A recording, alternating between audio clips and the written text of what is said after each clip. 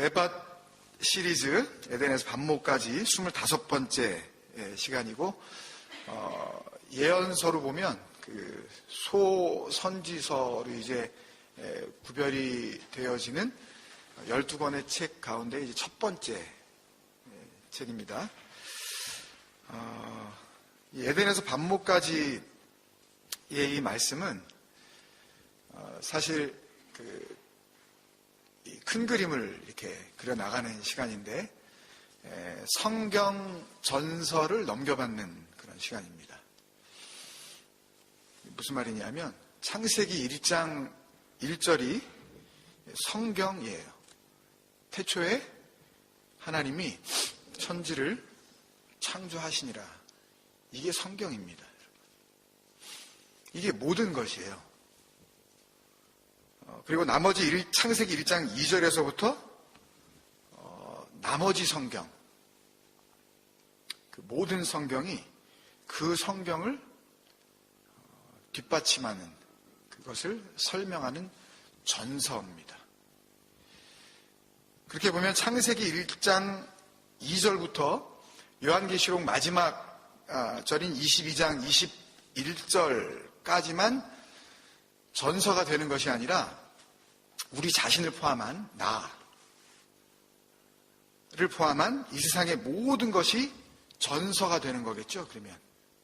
그죠? 그러니까 왜냐하면 나라는 존재도 태초에 하나님이 천지를 창조하시니라에 대한 증거죠, 설명. 이 세상 모든 만물이, 심지어 눈에 보이지 않는 이렇게 흐르고 있는 시간, 또 우리 마음속에 있는 생각, 여러분들이 이렇게 지금 들으시는 소리, 이거는 볼 수가 없죠.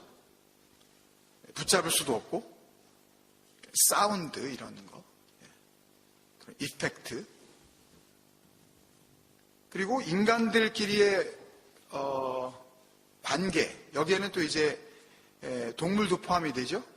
예를 들어서 코코나 콩이 이런 빼놓을 수 없는 이런 중요한 관계, 이 모든 것들도 역시 다 하나님의 천지 창조를 설명해주고 있는 전서가 되는 겁니다. 그러니까 엄밀히 말하면 우리는 지금 창세기 1장 1절이라는 그 성경, 그 진리를 온전히 깨닫기 위해서 이 진리를 설명한 나머지 설명서들, 그러니까 이 진리에 대한 매뉴얼이 되겠죠, 이제. 이걸 하나하나 확인해 나가고 있는 겁니다. 그죠? 더 정확하게 얘기하면 창세기 1장 1절의 주어로 등장하는 누구예요? 하나님이라고 우리나라 말로 번역된 그 엘로힘을 알기 위한 여정인 거죠. 근데 엘로힘도 사실은 그 하나님은 아니에요. 우리가 알아야 될. 그러니까 출애굽기 3장 13절에 모세가 하나님께 부르심을 받고 이제 이스라엘 백성들 앞에 나가기 전에 굉장히 망설이죠. 내가 이스라엘 자손에게 가서 이르기를 너희의 조상 하나님이 나를 너희에게 보내셨다 하면 그들이 내게 묻기를 그러면 그의 이름이 뭐냐 하리니 내가 무엇이라고 그들에게 말하리까? 라고 하나님께 하나님의 이름을 물어봅니다. 그러니까 하나님께서 내 이름 엘로힘이야. 창세기 1장 1절에 엘로힘이라 그러셨잖아요. 그러면 될 거 아니에요. 하나님께서 내 이름 엘로힘이야. 그러면 되는데 하나님께서 안 그러셨죠? 나는 나야 그러셨단 말이에요. 원문 에흐예 아쉐르 에흐에를 이걸 직역을 하면은요, I am who I am, I am that I am, to exist, which is to exist, 이런 식이에요. 그러니까 그냥 있는 거야. 그러니까 설명이 안 되는 거예요, 하나님은. 그러니까 여기에서 하나님께서 나라고 하는 그 개념도 사실은 그 설명 가운데 없어요. 그 말에 없어요. 그냥 어떤 존재가 그냥 있다고만 알아. 하나님께서 이렇게 말씀하시는 거라고요. 지금 하나님 자신을 소개하시면서. 굳이 해석을 하려고 하면. 근데 하나님이 모세에게 알려주신 또 그 스스로 있는 자라고 하는 나는 나야 라고 할 때의 그 하나님의 이름도 역시 하나님의 진짜 이름은 아니란 말이에요. 그러니까 하나님은 사실 이름이 있으셔요? 없으셔요? 없으셔요. 그러니까 원래 이름이라는 것은요, 자기보다 먼저 있는 자. 그러니까 예를 들면 엄마 아빠가 다 있었죠. 그러니까 엄마 아빠가 자기 아기 이름을 지어주잖아요. 그죠? 아니면 뭐 할아버지든 뭐 하여튼 나보다 먼저 있는 이. 쉽게 얘기하면 나보다 큰 이가 있을 때, 큰 사람이 있을 때, 큰 자가 있을 때 정해주는 호칭. 그것이 이름인데 하나님은 당신 자신에게 이름을 붙여줄 하나님보다 먼저 계신 자가 없으시단 말이에요. 하나님보다 더 크신 이가 안 계시니까. 그러니까 이름이 붙여질 수가 없었죠. 그래서 하나님께서 설명해줘도 모르니까 그냥 하나의 문장으로 에흐예, 아쉐르, 에흐예 그러면서 그냥 읽는 거야. 말해줘도 뭔지 모르기 때문에. 그렇게 이름도 잘 알 수 없는, 아니 사실 이름이 있을 수도 없는 그 하나님을 어떻게 해서든 우리에게 설명해 주시고 이 성경, 진리, 그 창세기 1장 1절에 그 창조의 이유, 왜 그러셨는지 그 창조의 목적을 인간 수준에서 이해할 수 있도록 주신 것이 전서예요. 그래서 이 모든 전서들을 통해서 그 성경 창세기 1장 1절을 깨닫게 되면 이 전서를 통해서 그 진리가 뭔지 알게 되면 우리도 어떤 고백을 하게 되냐면요. 그 진리를 깨달은 사도 바울처럼 나의 나 된 것은 엘로힘의 카리스야. 고린도전서 15장 10절에 이 고백을 누구도 하게 된다고요? 우리도 하게 되는 거예요. 나의 나 된 것은 하나님의 은혜야. 은혜는 뭐예요? 선물이거든요. 그걸 알게 돼요. 근데 선물은 원래 내게 아니잖아요. 누군가 나한테 주는 거잖아요. 선물은. 자기가 자기한테 선물하는 경우도 뭐 있는 것 같은데 요새는. 생일 선물을 자기가 자기한테 사주죠. 막. 아무도 안 주니까 마음에 드는 거를. 근데 이 하나님이 주시는 선물은 하나님이 주시지 않으면 나에게 없는 거잖아요. 그죠? 잘 들으셔요, 여러분. 그게 카리스고 은혜고 선물이란 말이에요. 그죠? 그러면 나의 나 된 것은 하나님의 은혜로 된 것이다 라는 이 말은 나의 나 된 것은 나에게 없던 것이에요 라는 거죠. 이해가 되세요? 더 간단히 줄이면 나는 원래 없음이었다. 뭐가 없었다면? 그 은혜가 없었다면, 그 진리가 없었다면, 우리한테서 그 진리를 쑥 빼고 나면 이거는 아무것도 아니에요. 먼지 덩어리도 안 되는 거예요. 하나님께서 이 진리라는 어떤 우리가 알지 못하는 법칙으로 이 먼지들이 이렇게 묶어 두시니까 우리가 숨을 쉬면서 존재하고 있는 것처럼 느껴질 뿐이지 사실은 이 진리를 쑥 빼가지고 가시면 저와 여러분은 아무것도 아니라고요.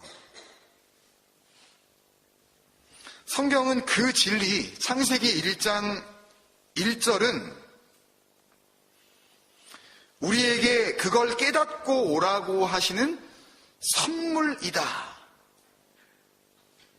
그거를 알려주시는 거예요. 그러니까 하나님의 나라에서는,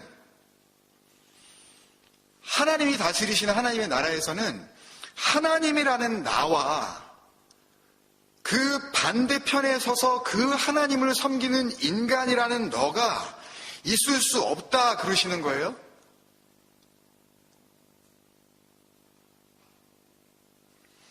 그걸 잘 설명하신 게 예수님의 포도나무와 가지 비유이고, 지난주 한 주간 동안 우리가 읽었었던 이 호세아서를 통해서 설명해 주시는 남편과 아내의 이야기인 거예요, 여러분. 성경은요, 이 전서는요, 그래서 나도 없고 너도 없는 상태를 부부, 부모, 결혼이라고도 이야기하시지만 친구라고도 이야기를 하셔요. 그래서 하나님께서 아브라함은 내 벗이다 라고 하실 때 그 벗이라는 그 의미는 내 것과 네 것, 나의 것과 너의 것이 구분되어지지 않는 상태를 의미하는데, 이건 나의 것이 그의 것이 되고 그의 것이 나의 것이 되되, 이때 이렇게 되면 내게 네게 되고 네게 내게 되면 바로 이때 하나님과는 비교할 수 없는 더 작은 이인 아브라함의 모든 것은, 그것이 눈에 보이는 물질이 되었던 그 어떤 것이 되었든 보이지 않는 생명이 되었든 간에 더 크신 그 하나님의 것으로 함몰되어져 버리는 거예요. 하나가 되어진다고요. 이것을 하나라고 이야기를 하는 거예요. 그걸 성경은 더 이상 세상에 있지 않다, 하나님이 데리고 가셨다, 이렇게 표현을 하는 거라고요. 그러니까 에클레시아는 어딘가로부터 어딘가로 불러내셨다면 우리는 바로 그 상태가 된 거예요. 더 이상 세상에 있지 않은 거예요. 하나님이 에클레시아를 데리고 가버리셨다고요. 그러니까 에녹을 부러워하지 마세요, 여러분. 죽었다니까요. 숨이 끊어져서 죽었어요. 하나님이 데려가셨다는 그 말씀은 그런 의미가 아니라고요. 그 괴로운 죽음을 맛보지 않고 그냥 평온하게 싹 이렇게 데려가셨다, 그런 의미가 아니에요. 죽었다니까요.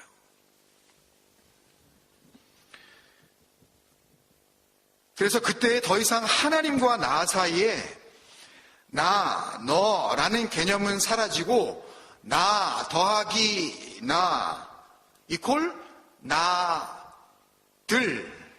이게 영어로 어떻게 표현될지 모르겠는데, 이 상태가 바로 나라예요. 하나님의 나라.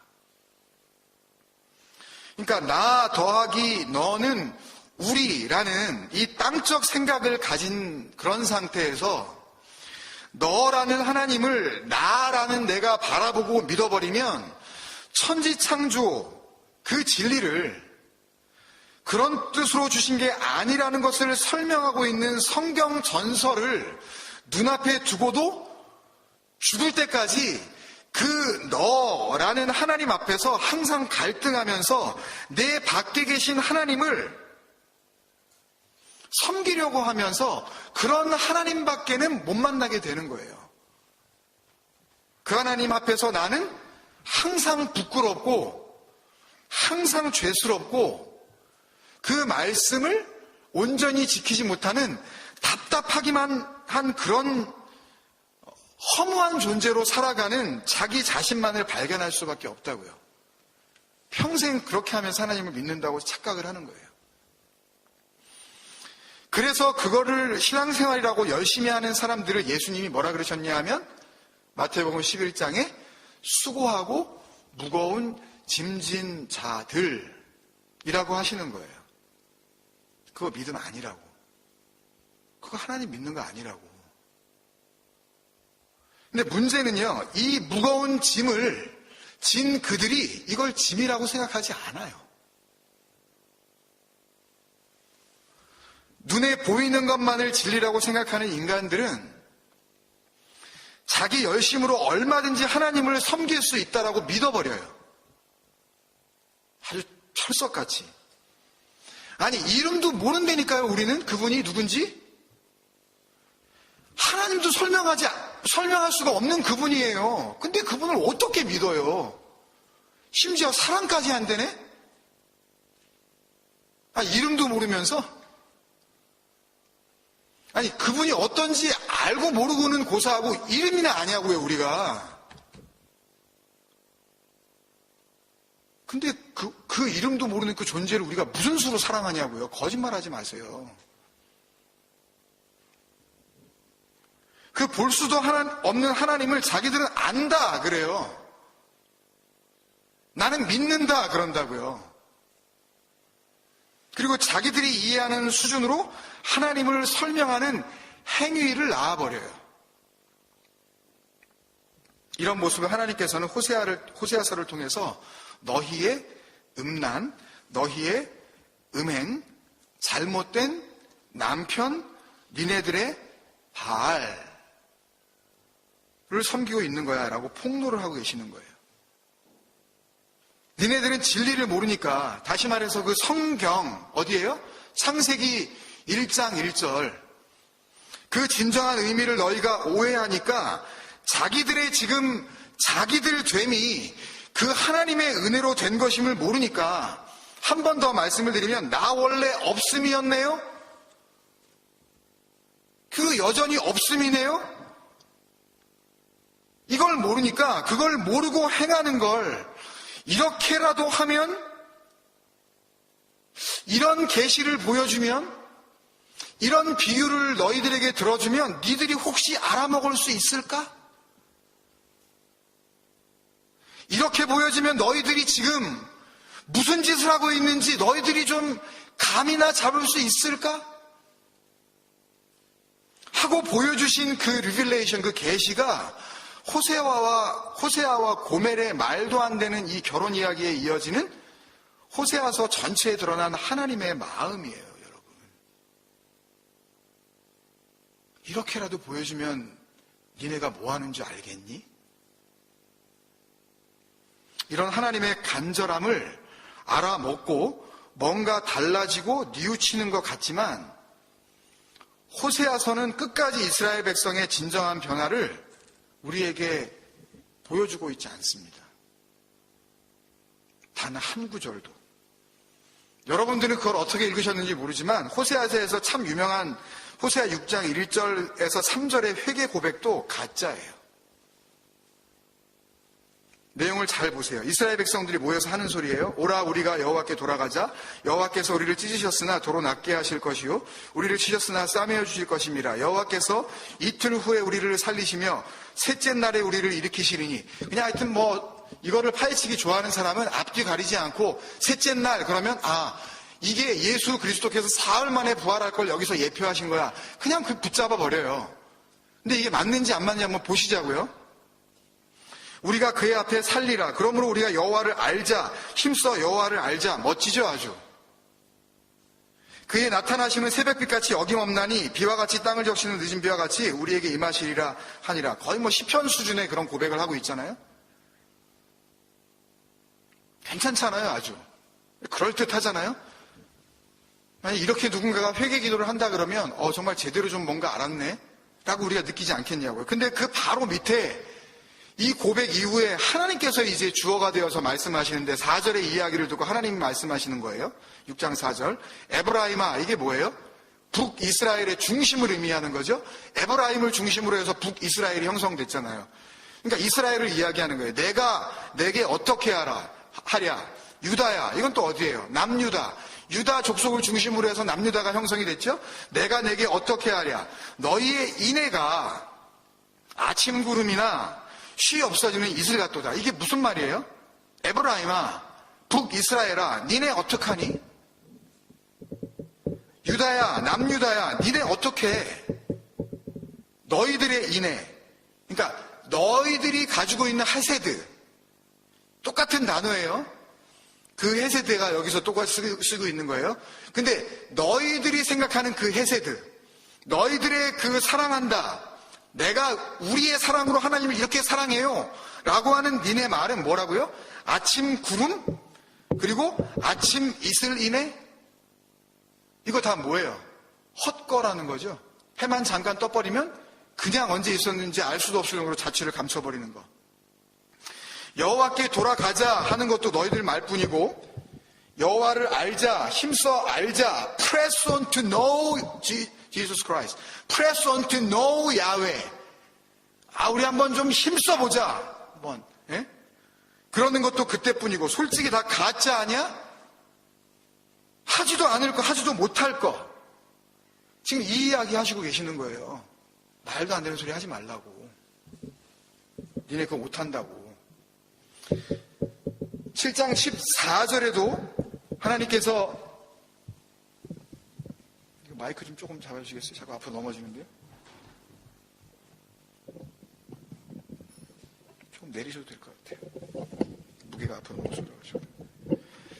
7장 14절에도 하나님께서는 회개의 쇼를 하고 있는 이스라엘을 보시면서 하나님께서 그런 거 그만하라고 그러셔요. 쇼 그만하라고.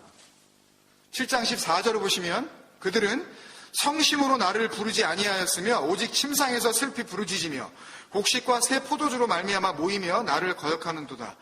이걸 잘 알 수 있도록 표준 세번역에서는 뭐라고 이걸 설명했냐면요. 그들이 나에게 부르짖으나 거기에 진실이 없다.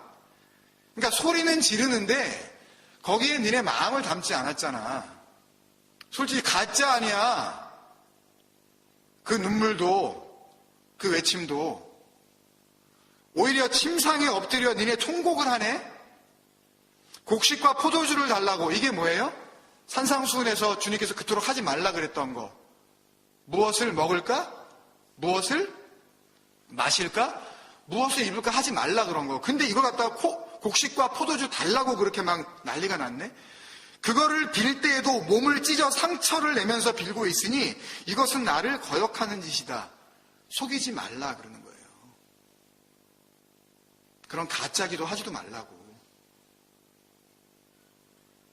왜 이렇게밖에 못하는 걸까요? 여러분. 아니 왜 이런 게 아니라는 걸 모를까요? 왜 하나님을 섬긴다는 게. 이게 남 얘기 같으세요, 여러분?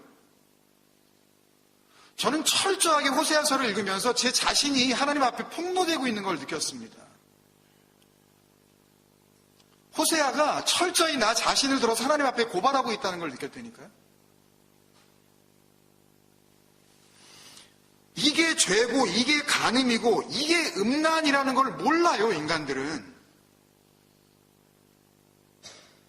그걸 가리키네요, 또 교회는. 그래서 하나님께서 그 이유를 말씀하시죠. 왜 너희들이 모르는지. 왜 그 진리, 창세기 1장 1절에 그 진리, 그 성경을 성경대로 받아들일 수 없는지. 너희들의 그 두 마음. 10장 2절이죠. 또 5장 4절에 너희들의 마음, 그 마음 자체가 음란해서 그래. 그 음란한 마음. 13장 6절에 또 너희들 마음이 교만해서 그래. 다 한 가지인데요. 또 4장 11절에 너희들은 마음을 빼앗겼어. 마음을 빼앗겼으니 마음이 있다는 거예요, 없다는 거예요? 니네들 마음 없다는 거예요.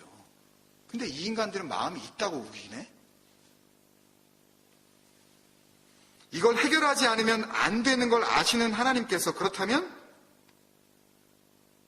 그거를 내가 삭게 그러시는 거예요. 그 음란한 마음을, 그 더럽혀진 마음을, 그 두 마음을, 여러분, 복음이 선포되는 겁니다, 지금 하나님으로 인하여서. 우리에게 주시는 지금 구원의 선포예요.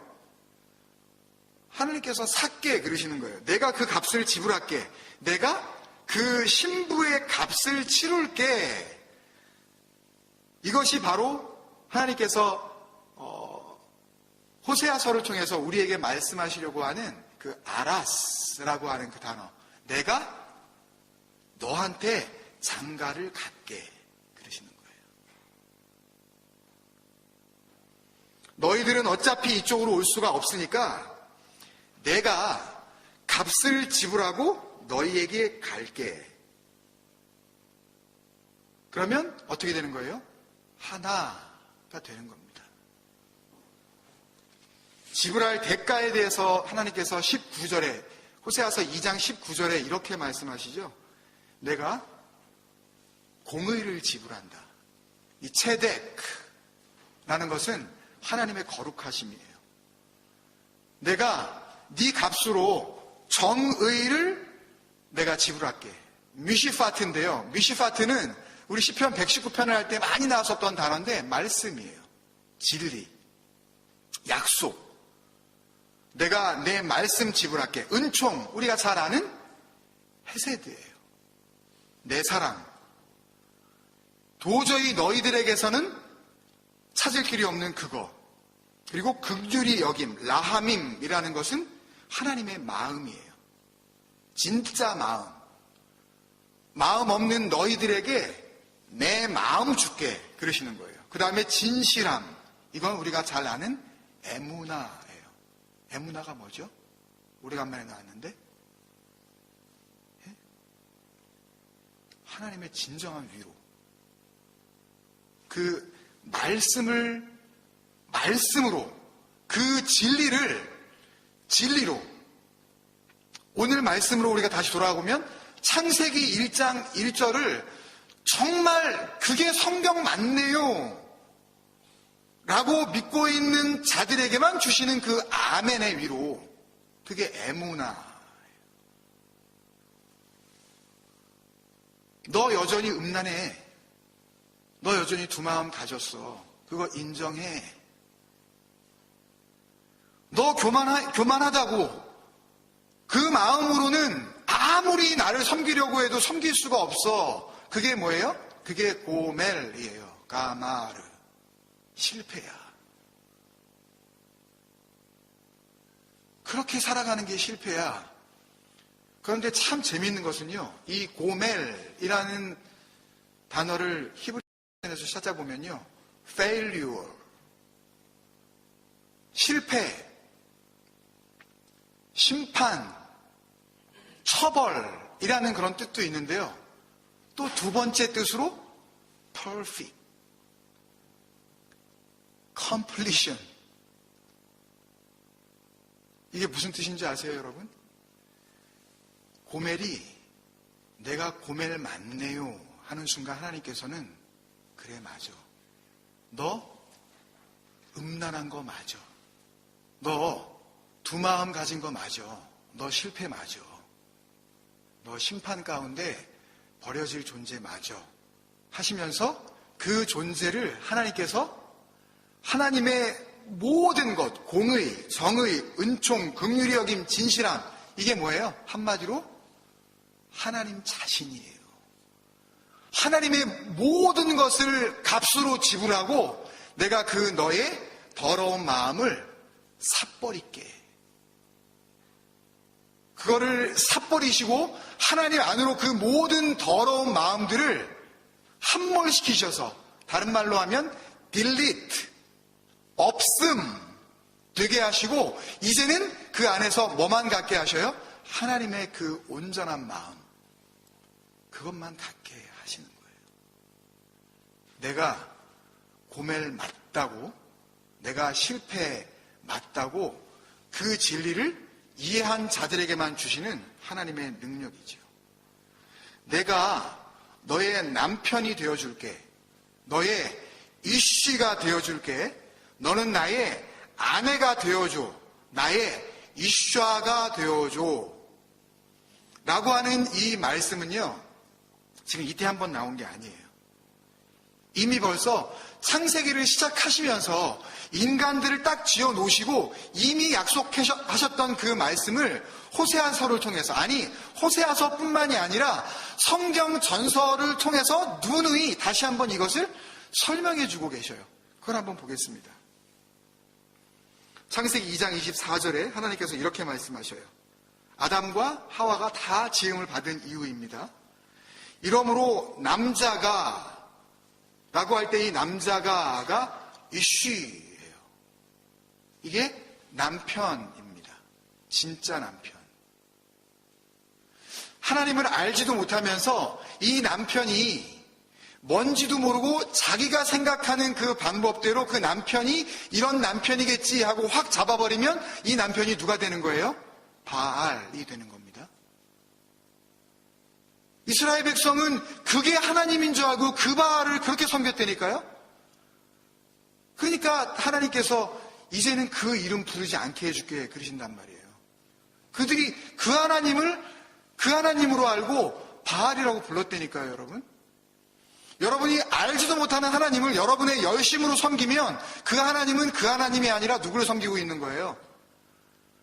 우리가 바알 섬기고 있는 거라니까요. 이스라엘 백성 욕할 거 하나도 없어요. 오늘날 이 시대의 교회가 똑같이 어떻게 보면 더 음란하고 더 허망하게 그 바알을 섬기고 있는 거일지도 모르는. 이러므로 남자가 그 남편이, 그러면 누구겠어요? 여기서 이 남편은요.